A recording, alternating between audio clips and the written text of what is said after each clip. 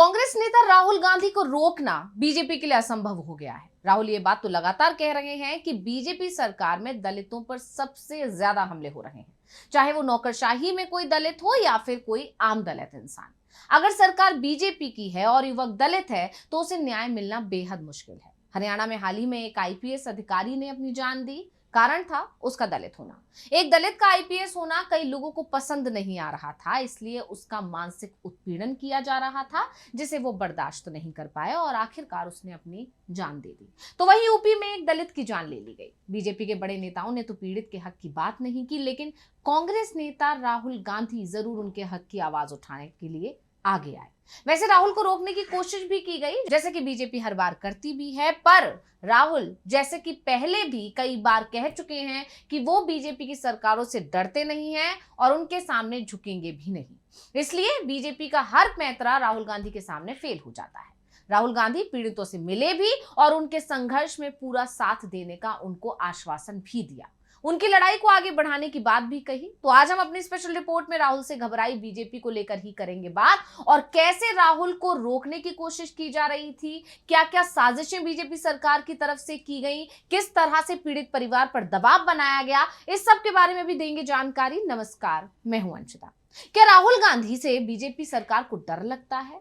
आखिर राहुल गांधी जब भी किसी पीड़ित परिवार से मिलने जाते हैं तो उन्हें रोकने की कोशिश क्यों की जाती है? क्या राहुल गांधी की बढ़ती लोकप्रियता से बीजेपी के अंदर खौफ है? ये तमाम सवाल तब उठने लगे जब कांग्रेस सांसद और लोकसभा में नेता प्रतिपक्ष राहुल गांधी हरिओम वाल्मीकि के परिवार से मुलाकात करने पहुंचे। उससे पहले राहुल गांधी को रोकने की तमाम कोशिशें की गई, और लेकिन राहुल गांधी ने भी परिवार से मुलाकात करके बीजेपी सरकार को बता दिया कि वो रुकने वाले नहीं हैं। राहुल ने परिवार से मुलाकात की और उसके बाद बयान में बताया कि मैं परिवार से मिलूं या ना मिलूं, लेकिन न्याय तो मिलना चाहिए। राहुल का कहना था कि परिवार ने बताया है कि आज सरकार के लोगों ने उन्हें धमकाया है, धमका कर वीडियो बनवाया है। राहुल गांधी सुबह उत्तर प्रदेश के कानपुर पहुंचे, उसके बाद सड़क मार्ग के जरिए फतेहपुर आए। उन्होंने पीड़ित परिवार से मुलाकात की। क्या कुछ बोले हैं राहुल, पहले सुनिए। उन्होंने कहा कि आज सुबह उनको धमकाया गया, सरकार के लोगों ने उनको धमकाया और उनसे कहा कि राहुल गांधी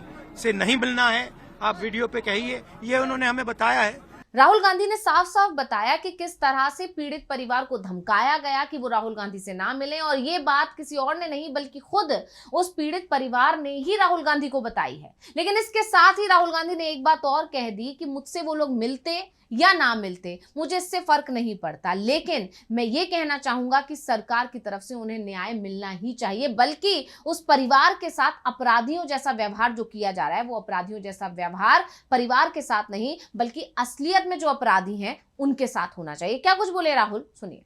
मुझसे मिले, मुझसे ना मिले, वो जरूरी बात नहीं। जरूरी बात यह है कि अपराधी नहीं। सर, मांग क्या किया है? ये इन्होंने कोई गलती नहीं की है। इनके बेटे को, भाई को मारा गया है, अपराधी दूसरे लोग हैं और उनके खिलाफ कार्रवाई होनी चाहिए। दरअसल जैसे ही खबर आई कि राहुल गांधी पीड़ित परिवार से मिलने के लिए जाने वाले हैं, उसके बाद एक वीडियो तेजी से सोशल मीडिया पर वायरल हुआ और उस वीडियो में ये दिखाने की कोशिश की गई कि पीड़ित परिवार राहुल गांधी से मिलना नहीं चाहता, उसने मिलने से साफ इनकार कर दिया है, और इस वीडियो को आधार बनाकर ही पुलिस ने काफिले को रोक लिया था राहुल गांधी के। हालांकि बाद में बातचीत के बाद प्रशासन ने राहुल को मुलाकात करने की अनुमति दी, और यह बातचीत तब हुई जब राहुल गांधी से मिलने के लिए परिवार की तरफ से हामी भर दी गई।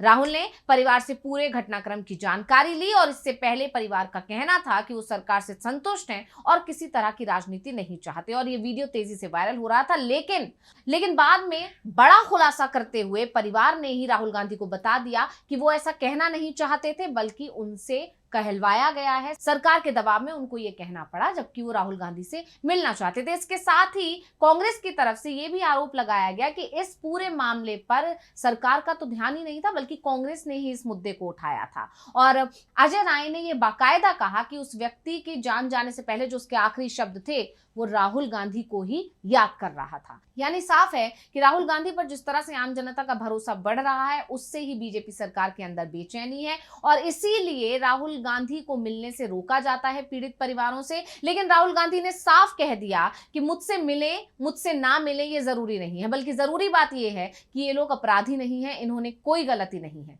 अपराधी दूसरे लोग हैं और उनके खिलाफ कार्रवाई होनी चाहिए। मैंने आज यहाँ आकर इनसे बातचीत की, इनका दर्द और दुख सुना और कांग्रेस पार्टी और मेरा प्रयास है कि हम जो मदद कर सकते हैं हम करेंगे।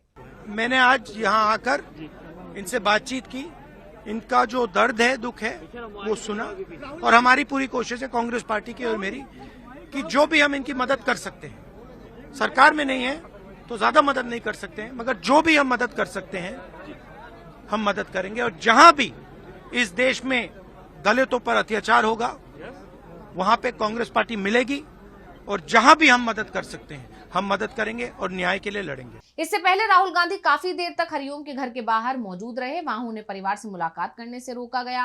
पुलिस ने राहुल गांधी का काफिला भी रोक लिया, हालांकि बाद में परिवार ने मिलने के लिए हामी भरी और मौके पर कांग्रेस कार्यकर्ता जुट गए और नारेबाजी करने लगे। कांग्रेस नेताओं ने प्रशासन पर मुलाकात से रोकने के आरोप भी लगाए थे। आपको बता दें कि रायबरेली में 2 अक्टूबर को दलित युवक हरिओम वाल्मीकि की जान ले ली गई थी। इस घटना के बाद कांग्रेस ने इस मुद्दे को जोरों से उठाया, तब जाकर प्रदेश सरकार ने एक्शन लिया और मामले में आरोपियों को गिरफ्तार कर लिया और पीड़ित परिवार को आर्थिक मदद दी गई। वहीं जैसे ही खबर आई कि राहुल गांधी पीड़ित परिवार से मिलने पहुंचने वाले हैं, उससे पहले ही जगह जगह दर्द को मत भुनाओ वापस जाओ के पर्चे लगा दिए गए। राहुल गांधी का जोर शोर से विरोध किया गया। क्यों किया गया, इसके पीछे की क्या राजनीति थी, इसको लेकर कांग्रेस नेता विवेकानंद हैं, उनका एक बयान आया, क्या कुछ बोले हैं वो सुनिए। अब जब उन्होंने परिजनों ने राहुल गांधी से मिलने से इनकार कर दिया है, देखिए जो विजुअल अभी सामने आए हैं आप लोगों के माध्यम से हमने देखा है, उसमें साफ पता चल रहा है कि जिला प्रशासन और उत्तर प्रदेश सरकार के डराने पर धमकाने पर परिजनों ने इस तरह का बयान दिया है। क्योंकि मुझे नहीं लगता है कि कोई भी व्यक्ति जिसके घर में दुख हुआ हो और यदि कोई उससे दुख बांटने आ रहा हो तो वो मना करेगा। ये साफ तौर पे भारतीय जनता पार्टी की ओछी राजनीति है, गंदी राजनीति है, उत्तर प्रदेश सरकार की गंदी राजनीति है कि जिला प्रशासन के सह पर परिजनों से इस तरह का बाइट दिलाकर राहुल गांधी जी को रोकना चाहते हैं। लेकिन राहुल गांधी जी रुकने वाले नहीं है, वो देश के विपक्ष के नेता है, देश की जनता की आवाज है, वो परिजनों से मिलेंगे, दुख दर्द बांटेंगे। क्या नाम है? विवेकानंद पाठक, प्रदेश महासचिव, उत्तर प्रदेश कांग्रेस कमेटी। लेकिन राहुल गांधी जब परिवार से मिलने पहुंचे तो परिवार ने उनसे मुलाकात की और इस बात का जिक्र राहुल गांधी ने अपने बयान में किया। उन्होंने बताया कि भले ही कितनी कोशिश की गई हो, लेकिन मैं परिवार के साथ बैठकर आया हूं, उनसे मिलकर आया हूं और परिवार ने ही बताया है कि वो तो मिलना चाहते थे लेकिन सरकार उनसे मिलने नहीं देना चाहती थी। यानी साफ हो गया कि सरकार राहुल गांधी की बढ़ती लोकप्रियता से डर रही है और इसीलिए राहुल गांधी को मिलने के लिए रोका गया। हालांकि राहुल गांधी की मुलाकात हो चुकी है, लेकिन राहुल गांधी के परिवार से मिलने के बाद ये सारी साजिश खुलकर सामने आ गई कि किस तरह से बीजेपी कार्यकर्ताओं की तरफ से ये पूरा षड्यंत्र रचा गया था। ये एक वीडियो बनवाया गया था जिसका खुलासा खुद पीड़ित परिवार ने कर दिया है। तो स्पेशल रिपोर्ट आपको कैसी लगी हमें कमेंट करके अपनी राय जरूर दीजिएगा। इसी के साथ मुझे दीजिए इजाजत, देखते रहिए टीवी लाइव। नमस्कार।